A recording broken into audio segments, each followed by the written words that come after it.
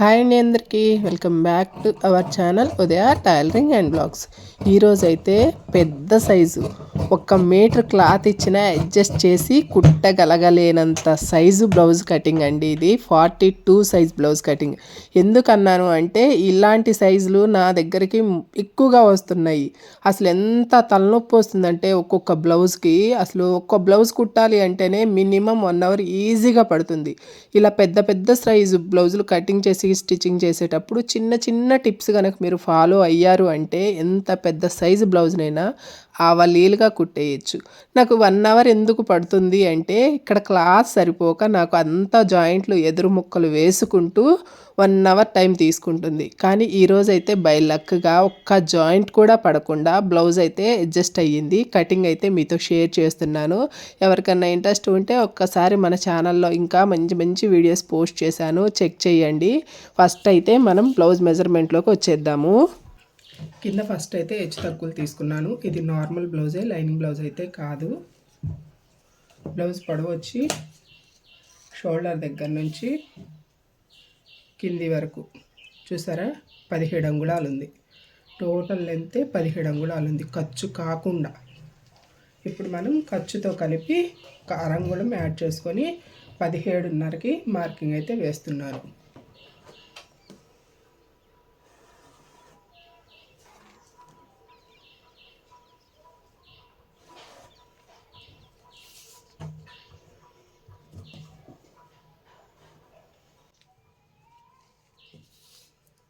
Width వచ్చేతలకి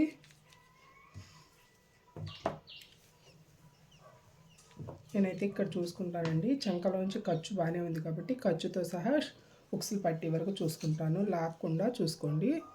12.5 12.5 ఖర్చుతో కలిపి.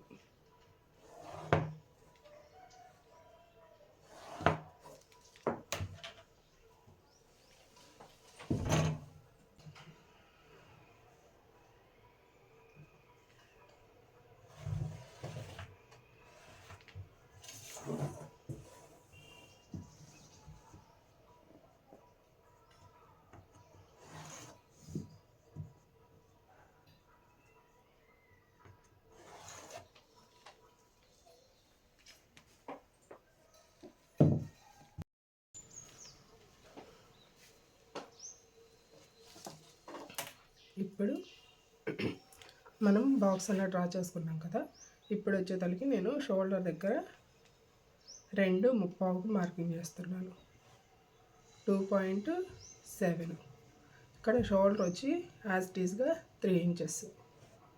ఇప్పుడు మనం చంక డౌన్ కావాలి కదా. నేనైతే బ్లౌజ్ మాత్రమే తీసుకుంటానండి మెజర్మెంట్ చంక డౌన్ కోసం. ఇదిగోండి కింది ఖర్చు కోసం 1/2 ఇంచ్ వదిలేసాను, పైన ఖర్చు కోసం వదిలేసి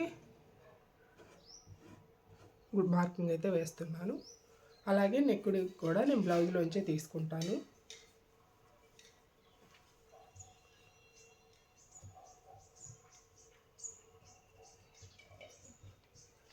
ఈ విధంగా అయితే మార్కింగ్ వేస్తున్నాను. ఇప్పుడు ఇక్కడ 2.75 పెట్టాను కదా, ఇక్కడ నేను 3 ఇంచుల వరకు మార్కింగ్ అయితే వేస్తున్నాను.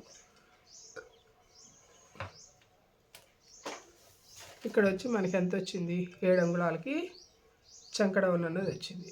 7 అంగుళాలకి ఇప్పుడు బాక్స్ అయితే డ్రా చేసుకున్నాము.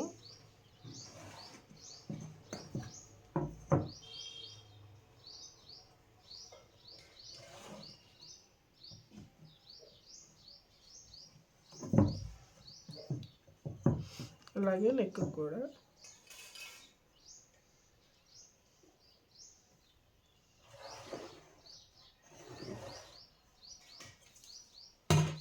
ఈ విధంగా డ్రా చేసుకున్నాక ఇక్కడి నుంచి ఇక్కడికి ఈ విధంగా పెట్టుకొని 1.5 ఇంచ్ వరకు మనం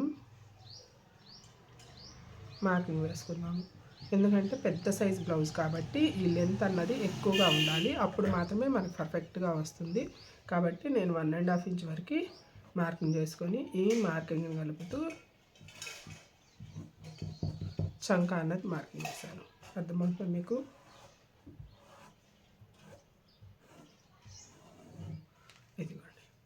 ఇప్పుడు మనం రౌండ్ కూడా ఇదే విధంగా డ్రా చేసుకుందాము.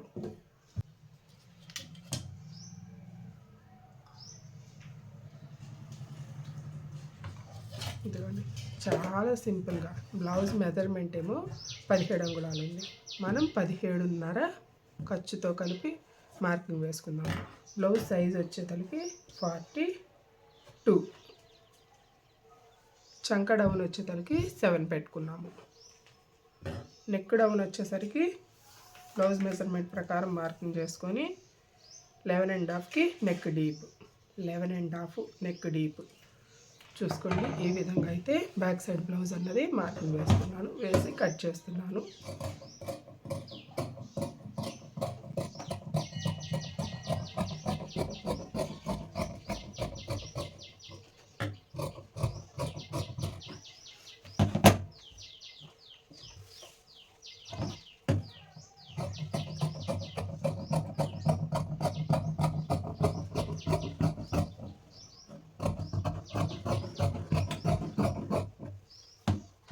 ఇంతవరకు బ్యాక్ పార్ట్ అయితే రెడీ అయిపోయింది.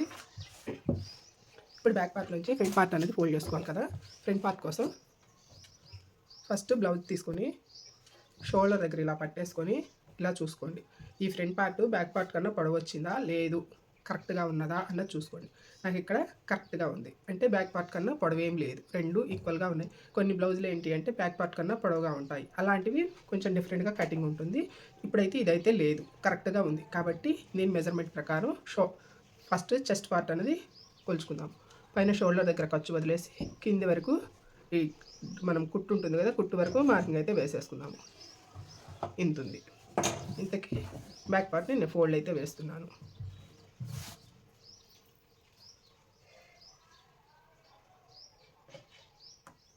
ఇదిగోండి,